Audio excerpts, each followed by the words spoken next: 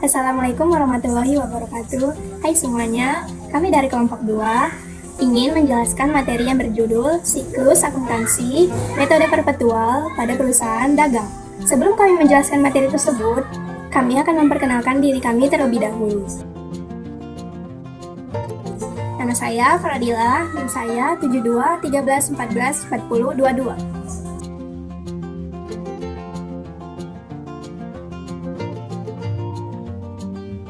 Salam sejahtera buat kita semua. Perkenalkan, nama saya Hotma Boruh Tahayan, NIM 72 13 34 40 20. Terima kasih. Perkenalkan, nama saya Nadia Sregar dengan NIM 72 13 34 40 12. Perkenalkan, nama saya Samuel Sintongan Gultom, NIM saya 7213 14 4004. Hai semua, perkenalkan, nama saya Siti Triada dari Prodi Pendidikan Administrasi Perkantoran. Hai, perkenalkan, nama saya Tiofani Natalia Sitindaun dengan NIM 7213 40 13. Saya dari kelompok 2, terima kasih. Semuanya, perkenalkan, nama saya Trifani Siralahi dengan NIM 72131444006. Saya dari kelompok 2, terima kasih. Perkenalkan, nama saya Vianika Ekaristi Bursiralahi, NIM saya 7211 144010. Nah, teman-teman udah tahu belum apa sih perusahaan dagang dan metode perpetual itu? Perusahaan dagang. Perusahaan dagang ialah perusahaan yang kegiatannya melakukan pembelian barang dagang untuk dijual kembali tanpa merubah bentuknya. Sedangkan metode perpetual, metode di mana pencatatan dilakukan setiap waktu secara terus-menerus berdasarkan transaksi pemasukan dan pengeluaran persediaan barang dagang serta retur atas pembelian barang dagang yang dilakukan oleh perusahaan.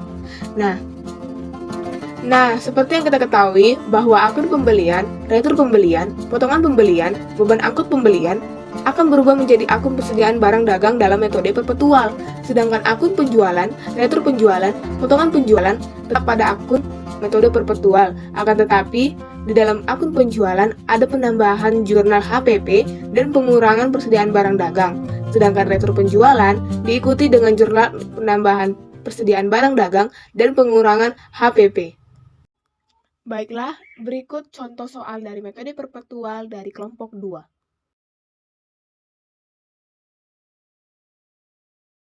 Nah, sekarang kita akan membahas tentang jurnal penjualan.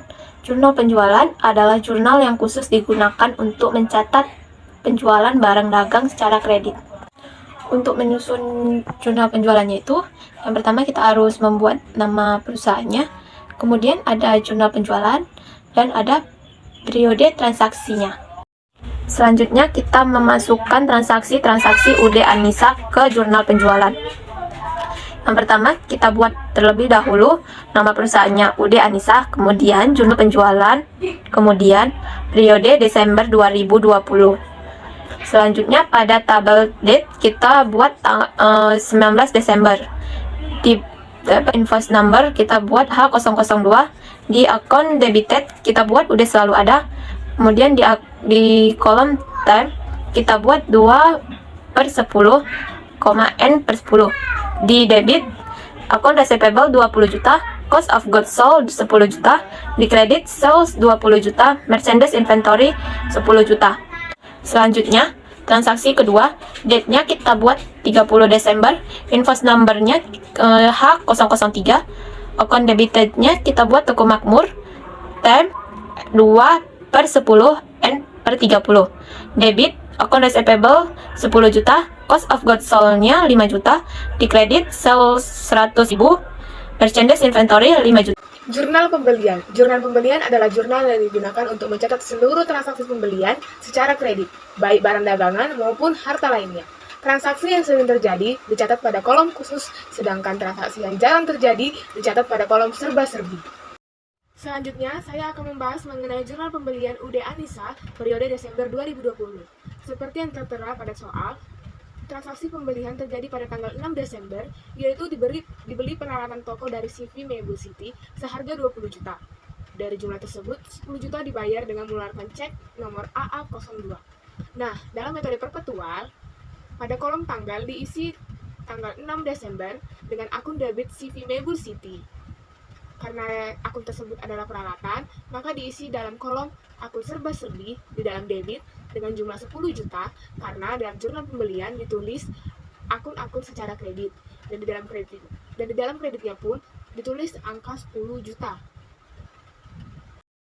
Berikutnya saya akan menjelaskan tentang jurnal penerimaan kas. Jurnal penerimaan kas adalah jurnal khusus yang dipakai untuk mencatat semua transaksi keuangan yang mengakibatkan bertambahnya kas atau uang tunai perusahaan. Udi Anissa, jurnal penerimaan kas, periode Desember 2020, date tanggal 1 Desember, account kredit setelah modal awal, post repnya BKM M01, cashnya 80 juta. Di debilities atau cost of goods sold, now dia terletak di account name model city, amountnya 80 juta. Di tanggal 19 Desember account creditnya udah selalu ada, post repnya BKM 001, cashnya 10 juta. Cost of goods sold-nya 500, sales diskonnya 700, salesnya 10 juta. Di tanggal 20 Desember udah selalu ada, post repnya MK001, cashnya 200. Di Accredit Important 100, Exxon Exbol 300. Baiklah, perkenalkan, nama saya Vianika Ekarsiti Bursialahi. Di sini saya akan menjelaskan tentang jurnal pengeluaran dan rekapitulasi jurnal pengeluaran kas. Jurnal pengeluaran kas ialah merupakan sebuah catatan akuntansi untuk pengeluaran kas. Fungsinya adalah untuk mencatat semua transaksi arus kas keluar berkaitan dengan operasional perusahaan. Ud Anissa, jurnal pengeluaran periode Desember 2020. Tanggal 4 Desember, nama akun sewa toko, pos ref BKK01, terdapat di debit di order akun senilai 5 juta rupiah, dan di kredit terdapat di kas senilai 5 juta rupiah. Selanjutnya, 6 Desember, nama akun peralatan, pos ref BKK02, terdapat di debit di order akun senilai 10 juta rupiah, terdapat di kredit di kas senilai 10 juta rupiah. Selanjutnya, 7 Desember, nama akun perlengkapan, pos ref BKK03, terdapat di debit di order akun senilai 2 juta rupiah, di kredit terdapat di kas senilai 2 juta rupiah juga.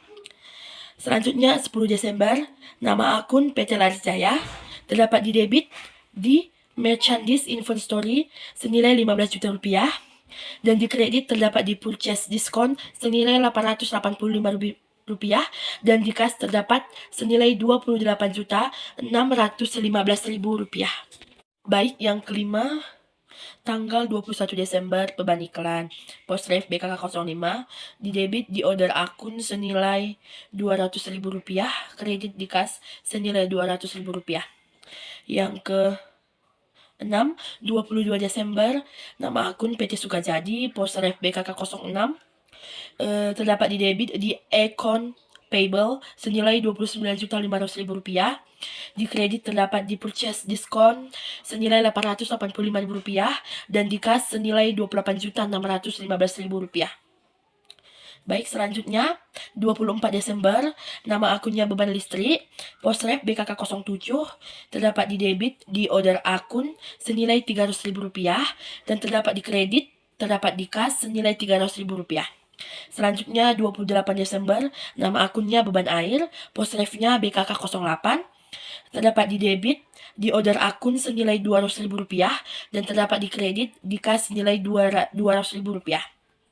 Selanjutnya 29 Desember, nama akun Pref, pos ref BKK09, terdapat di debit di order akun senilai 3 juta rupiah, dan di kredit di kas senilai 3 juta rupiah.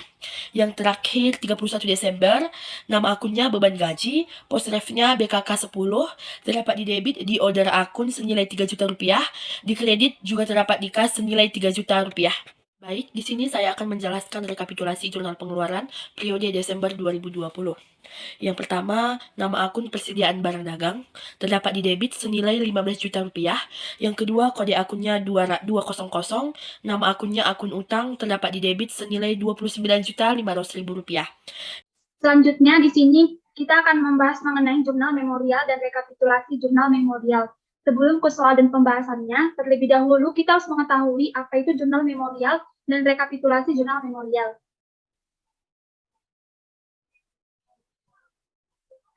Jurnal memorial disebut juga dengan jurnal umum. Jurnal memorial merupakan jurnal yang digunakan untuk mencatat transaksi yang tidak dapat dimasukkan ke dalam jurnal khusus, yaitu tidak dapat dicatat dalam jurnal penjualan, jurnal pembelian, jurnal penerimaan kas, dan jurnal pengeluaran kas. Transaksi tersebut diantaranya adalah retur penjualan dan pengurangan harga, potongan penjualan, retur pembelian dan pengurangan harga, depresiasi aktiva tetap berwujud, amortisasi aktiva tetap tidak berwujud, penyesuaian akhir tahun, pembetulan kesalahan, penutupan, dan penyesuaian kembali di awal tahun. Berikut contoh soal membuat jurnal khusus memorial akuntansi. Pada tanggal 30 diterima pengembalian sebagian barang dari PT Gria yang dijual pada tanggal 28 Juli sebesar 100.000. Susunan tabelnya tanggal keterangan referensi debit kredit. Di tanggal dibuat Juli 30, keterangan retur penjualan di debit 100.000. Keterangan yang kedua piutang dagang PT Gria di kredit 100.000. Serta rekapitulasi jurnal memorialnya. Dibuat pada tanggal 18 Desember dikembalikan barang seharga 500.000 kepada PT Sukajadi karena kualitasnya tidak sesuai dengan pesanan dengan mengeluarkan memo kredit nomor MK001. Lalu kita buat ke dalam tabel jurnal memorial periode Desember 2020 tanggal 18 Desember. Nama akunnya kita buat itu utang dagang di debit sebesar 500.000. Lalu retur pembeliannya juga kita buat 500.000 di kredit. Selanjutnya tanggal 20 Desember diterima kembali barang UD selalu ada seharga 200.000 karena kualitasnya tidak sesuai pesanan. Harga pokok barang yang diterima 100.000 dikeluarkan memo kredit nomor MK001. Tanggalnya 20 Desember, nama akunnya kita buat yang pertama retur penjualan di debit 200.000. Nama akun yang kedua kita buat itu piutang dagang sebesar 200.000 di kredit. Nama akun yang ketiga persediaan barang dagang sebesar 100.000 di debit. Nama akun yang keempat harga pokok penjualan sebesar 100.000 juga di kredit. Untuk jurnal Selanjutnya kita akan membahas tentang rekapitulasi jurnal penjualan. Rekapitulasi jurnal penjualan adalah penjumlahan masing-masing akun yang terdapat di jurnal penjualan yang bertujuan untuk mempermudah dalam memposting ke buku besar. Nah, di rekapitulasi jurnal penjualan, kita dapat mengambil datanya dari jurnal penjualan. Yang pertama, kita harus membuat nama perusahaannya, yaitu UD Anissa. Kemudian, rekapitulasi jurnal penjualan. Lalu, periode Desember 2020. Kode akun 112, nama akun piutang terletak di debit 30 juta. Kemudian, kode akun 511, nama akun harga pokok penjualan di debit 15 juta. Yang ketiga, kode akun 411, nama akun penjualan terletak di kredit 30 juta. Kemudian kode akun 102, nama akun persediaan barang dagang terletak di kredit 15 juta. Maka jumlah debit 45 juta dan jumlah kredit 45 juta. Desember 2020, nama akun sudah tertera pada tabel yaitu akun peralatan dalam kolom debit sejumlah 10 juta, utang dagang dalam kolom kredit seharga 45 juta, akun persediaan barang dagang. Nah, pada rekapitulasi jurnal pembelian UD Anissa periode Desember 2020, akun peralatan ditulis pada kolom debit sejumlah 10 juta, utang dagang dalam kolom kredit 45 juta. Mengapa 45 juta? Karena di dalam kolom kredit 10 juta ditambah 30 juta ditambah 5 juta, hasilnya menjadi 45 juta. Sedangkan akun persediaan barang dagang sejumlah 35 juta dari perusahaan PT Sukajadi dan PT Baroka. Lalu semua akun-akun tersebut dijumlahin sehingga balance antara debit 45 juta dan kredit 45 juta. UD Anissa, rekapitulasi jurnal penerimaan kas periode Desember 2020. Kode akun 111, nama akun kas debit 90.200, 112 piutang. Dia dikredit 10 juta, kode akun 311, modal Citi. Dia dikredit 80 juta, kode akun 400 penjualan, dia dikredit 700.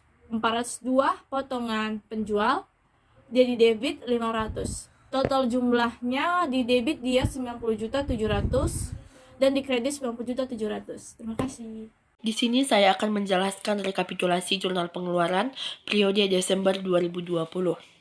Yang pertama, nama akun persediaan barang dagang terdapat di debit senilai 15 juta rupiah. Yang kedua, kode akunnya 200, nama akunnya akun utang terdapat di debit senilai 29.500.000 rupiah. Yang ketiga, kode akunnya 116, nama akunnya sewa bayar di muka, terdapat di debit senilai 5 juta rupiah. Dan yang selanjutnya, kode akunnya 122, nama akunnya peralatan, terdapat di debit senilai 10 juta rupiah. Dan selanjutnya, kode akunnya 133, nama akunnya perlengkapan, terdapat di debit senilai 2 juta rupiah. Dan yang selanjutnya, beban iklan, terdapat di debit senilai 200.000 rupiah. Dan selanjutnya kode akunnya 511, nama akunnya beban listrik, terdapat di debit senilai 300.000 rupiah. Dan yang selanjutnya beban air, terdapat di debit senilai 200.000 rupiah. Dan selanjutnya dengan kode akun 312, nama akunnya Prev, terdapat di debit senilai 3 juta rupiah. Dan yang selanjutnya, beban gaji terdapat di debit senilai 3 juta rupiah. Dan selanjutnya ada nama akun diskon pembelian, terdapat di kredit senilai 885.000 rupiah. Dan yang terakhir, terdapat di kas, terdapat di kredit senilai 67.315.000 rupiah.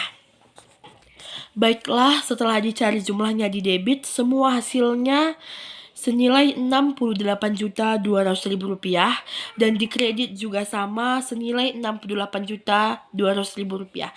Jadi hasilnya sama. Baiklah, sekian dari saya penjelasan tentang jurnal pengeluaran dan rekapitulasi jurnal pengeluaran kas. Terima kasih. Rekapitulasi jurnal memorialnya periode Desember 2020 juga kita buat. Yang pertama itu dari jurnal memorial, hanya memindahkan, dan untuk membedakan itu yang di rekapitulasi jurnal memorial ada kode akunnya, susunannya ada kode akun, nama akun, dan debit kredit serta dibuat jumlahnya. Yang pertama, utang dagang kode akunnya 201, di debit 500.000. Yang kedua, retur pembelian kode akunnya 521, di kredit 500.000. Yang ketiga, retur penjualan kode akunnya 401, di debit 200.000. Yang keempat ada tentang dagang, kode akunnya 201, di kredit 200.000. Yang kelima, persediaan barang dagang, kode akunnya 102, di debit 100.000. Dan yang keenam ada harga pokok penjualan, kode akunnya 500, di kredit 100.000. Lalu ini dijumlahkan, ditotalkan, itu harganya 800.000. Dan juga di kredit begitu juga, totalnya 800.000. Jadi dia balance. Perkenalkan, nama saya Nadia Siregar. Saya akan menjelaskan tentang cara memosting ke buku besar. Sebelum itu kita ketahui, buku besar adalah buku yang berisi kumpulan akun-akun perkiraan yang terkait dengan pencatatan transaksi keuangan yang mengisahkan buku pembantu yang berisi sebuah daftar perubahan laporan keuangan dari suatu entitas atau perusahaan. Buku besar merupakan dasar pembuatan laporan neraca dan laporan laba rugi. Dari rekapitulasi jurnal serta jurnal penyesuaian dari UD Anissa, dapat kita lihat ada 14 akun yang akan kita posting ke buku besar. Apa saja itu? Yaitu kas, piutang dagang, perlengkapan, peralatan, hutang, modal, prepay, pendapatan, beban sewa, beban iklan, beban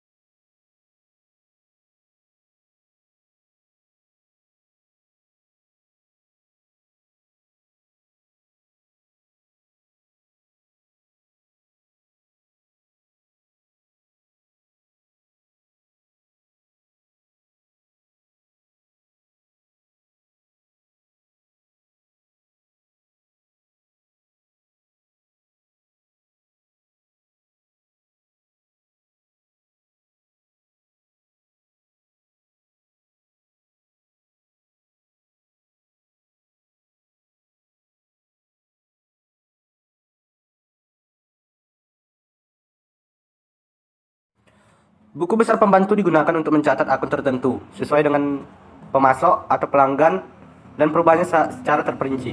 Buku pembantu terdiri dari 3, yaitu buku besar pembantu utang, buku besar pembantu piutang, dan persediaan. Pencatatan harus secara kronologis, menggunakan jurnal umum dan jurnal khusus. Apabila ada data yang periode sebelumnya juga bisa. Dari data di atas dapat kita lihat buku besar piutang pada UD Anisah pada periode Desember 2020. Nama debitur yaitu UD Selalu Ada. Pada tanggal 19 Desember memiliki piutang yaitu keterangannya itu faktur nomor H002. Debitnya bertambah 20 sehingga 20 juta sehingga saldo bertambah 20 juta. Pada tanggal 20 Desember memo kredit nomor MK001 kredit bertambah menjadi 200.000 sehingga saldo berkurang menjadi 19.800. 26 Desember BMK 001 memiliki piutang kredit bertambah 19.800.000 sehingga saldo berkurang menjadi 0.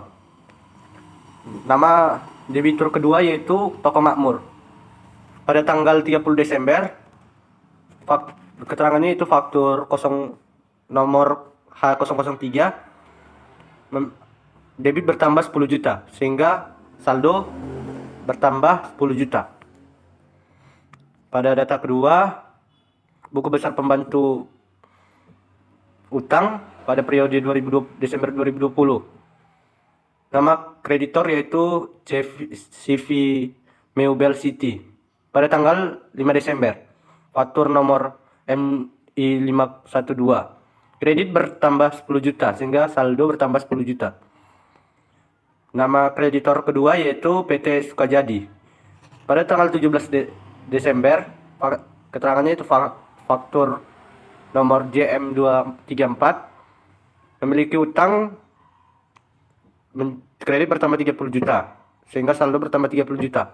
Pada tanggal 18 Desember memo kredit nomor MK001 debit bertambah 500.000 sehingga saldo berkurang menjadi 29.500. 22 Desember keterangannya itu BKK 06 debit bertambah 29.500.000 sehingga saldo berkurang menjadi 0. Kreditur Saya akan menjelaskan yang ketiga yaitu PT Barokah. jumlah saldo Pada tanggal pertama, yaitu 27 pada tanggal 1 Desember keterangannya itu faktur setoran modal 0175 rep tidak ada, maksudnya ke nomor debit 175 juta, kredit tidak ada, kredit saldo bertambah 5 juta dibagi dua sehingga saldo menjadi bertambah 5 debit juta. dan kredit. Debitnya 80 juta, kreditnya tidak ada. Prepaid tanggal 29 Desember keterangannya prepaid rep RJPN debit 3 juta, kredit tidak ada, saldo dibagi menjadi 2, debit 3 juta, kredit tidak ada. Terima kasih.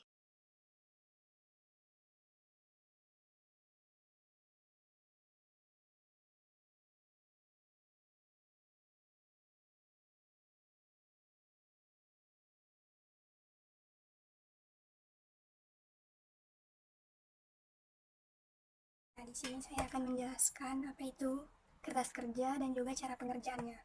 Nah, pertama-tama kita harus mengetahui apa itu pengertian dari kertas kerja.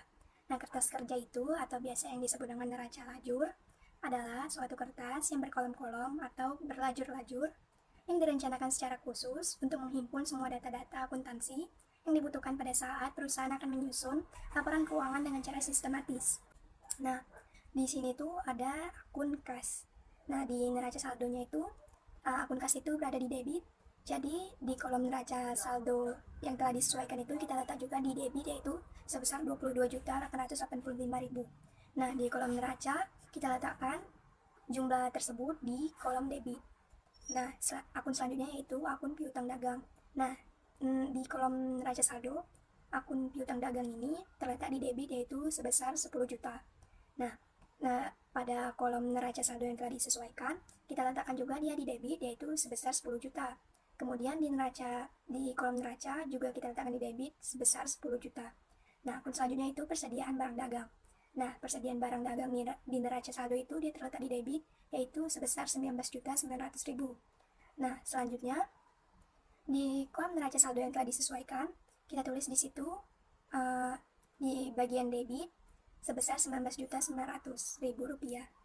Nah, selanjutnya di kolom neraca kita letakkan di debit sebesar 19.900.000 rupiah. Nah, akun selanjutnya yaitu akun perlengkapan. Nah, perlengkapan di sini itu di neraca saldo dia terletak di debit sebesar 2 juta. Nah, karena dia ada akun penyesuaiannya, yaitu di kolom penyesuaian di bagian kredit sebesar 1 juta.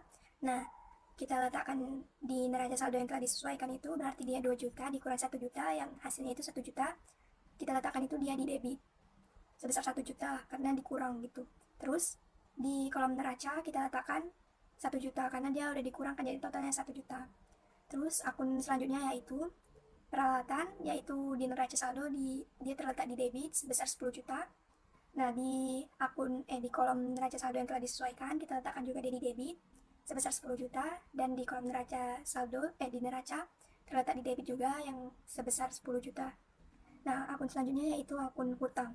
Nah, akun hutang ini dia di neraca saldo itu terletak di kredit sebesar 15 juta. Nah, pada kolom neraca saldo yang telah disesuaikan itu kita letakkan juga dia di kredit karena di neraca saldo itu dia kreditkan. Jadi kita letakkan juga di kredit di kolom neraca saldo yang telah disesuaikan. Terus kita letakkan juga dia di kolom neraca di bagian kredit yaitu sebesar 15 juta. Nah, akun selanjutnya itu modal. Nah, modal kan kalau bertambah itu kan dia di kredit ya. Jadi kita letakkan itu di kolom neraca saldo bagian kredit. Selanjutnya itu kolom neraca saldo yang telah disesuaikan itu kita letakkan juga itu 80 juta di kredit ya. Modalnya kan sebesar 80 juta. Terus di kolom neraca itu kita letakkan di bagian kredit sebesar 80 juta. Nah, akun selanjutnya yaitu akun freight. Nah, di sini di neraca saldo itu akun freight itu dia terletak di debit sebesar 3 juta. Nah, selanjutnya kita letakkan juga dia di kolom neraca saldo yang telah disesuaikan pada debit ya sebesar 3 juta. Karena kan dia di neraca saldo itu debit ya. Terus selanjutnya itu di kolom neraca dia diletakkan di bagian debit sebesar 3 juta. Nah, akun selanjutnya yaitu akun penjualan. Nah, penjualan di sini itu di neraca saldo dia terletak di bagian kredit sebesar 30.700.000. Nah, selanjutnya dia kita letakkan di neraca saldo yang telah disesuaikan di bagian kredit juga yaitu sebesar 30.700.000. Nah, di sini tuh kita nggak diletakkan di kolom neraca, melainkan di kolom laba rugi, yaitu di bagian kredit sebesar 30.700.000 rupiah. Nah, di bagian selanjutnya itu retur penjualan, akun potongan penjualan, harga pokok penjualan, dan akun pembelian. Nah, di sini kan di neraca saldonya itu dia terletak di debit tuh. Jadi di kolom neraca saldo yang telah disesuaikan dia juga letaknya di debit. Karena kan dia di neraca saldo telah diletakkan di bagian debit. Terus dia masuk di laba rugi, bukan masuk di kolom neraca. Nah, di bagian debit karena kan sebelumnya itu dia masuk di debit ya di kolom neraca saldo. Nah, terus akun selanjutnya itu yaitu retur pembelian dan diskon pembelian. Nah, di sini dia itu terletak di kredit pada kolom neraca saldo. Nah, selanjutnya kita letakkan juga dia di neraca saldo yang telah disesuaikan pada bagian kredit. Terus dia juga masuk di kolom laba rugi bukan di kolom neraca, yaitu di bagian kreditnya ya. Selanjutnya yaitu akun beban sewa, beban iklan, beban listrik, beban air, dan juga beban gaji. Nah, di neraca saldo itu dia terletak di bagian debit. Terus kita masukkan di kolom neraca saldo yang telah disesuaikan di bagian debitnya. Karena sebelumnya dia terletak di debit dan dia masuk ke kolom laba rugi bukan masuk ke kolom neraca yang dimana dia terletak di debit. Terus itu kita jumlahkan ya. Selanjutnya kita jumlahkan neraca saldonya itu berapa. Terus kalau misalnya hasilnya balance itu berarti pekerjaan kalian itu benar. Tapi kalau nggak balance itu dia harus lebih teliti lagi kalian kerjakannya gitu. Selanjutnya itu kolom paling bawahnya itu di situ ada akun beban perlengkapan, akun depresiasi peralatan, dan juga akun akumulasi depresiasi peralatan. Nah, kenapa ada kolom itu? Kenapa ada akun itu? Karena dia kan ada jurnal penyesuaiannya tuh di akun perlengkapan. Jadinya dia masuk di beban perlengkapan sebesar 1 juta di kolom penyesuaian di bagian debit, dan juga di kolom neraca saldo yang telah disesuaikan sebesar 1 juta di bagian debit, dan juga di kolom laba rugi sebesar 1 juta di kolom debit. Selanjutnya itu depresiasi perawatan sebesar 1.500.000 di kolom penyesuaian terletak di debit. Terus di kolom laba rugi di situ kita letakkan di bagian debit, yaitu sebesar 1.500.000. Nah, akun selanjutnya itu akumulasi depresiasi perawatan. Nah, di sini kita letakkan langsung dia di kolom penyesuaian, yaitu di bagian kredit sebesar 1.500.000, dan kita letakkan juga di kolom neraca saldo yang telah disesuaikan, yaitu di bagian kredit sebesar 1.500.000. Nah, selanjutnya itu kita totalkan hasil semuanya dari total neraca saldo, terus jurnal penyesuaiannya atau kolom penyesuaiannya itu berapa jumlahnya, balance atau enggaknya gitu. Terus di kolom neraca saldo yang telah disesuaikan itu, nah di situ kan balance ya, hasilnya 127.085.000, dan juga di bagian kreditnya 127.085.000. Nah, di kolom laba dan ruginya itu, di debitnya itu jumlahnya 61.800.000. Nah, di kolom kreditnya itu jumlahnya itu 32.085.000. Nah, kok bisa begitu? Kan kayak ada selisihnya gitu ya. Selisihnya itu 29.715.000. Nah, kita letakkan itu di bawahnya. Terus di kolom neraca, di debitnya itu totalnya itu 66.785.000. Dan di bagian kreditnya itu totalnya 96.500.000. Nah, selisihnya itu 29 juta. Nah, jadi 29 jutanya itu kita letakkan di bagian debit. Nah, jadi kita totalkan semuanya jadinya balance ya. Itu termasuk rugi bersihnya. Nah, sekian dari penjelasan saya tentang kertas kerja. Sekian dari penjelasan kelompok kami tentang siklus akuntansi pada perusahaan dagang, metode perpetual. Lebih dan kurangnya kami mohon maaf. Wassalamualaikum warahmatullahi wabarakatuh.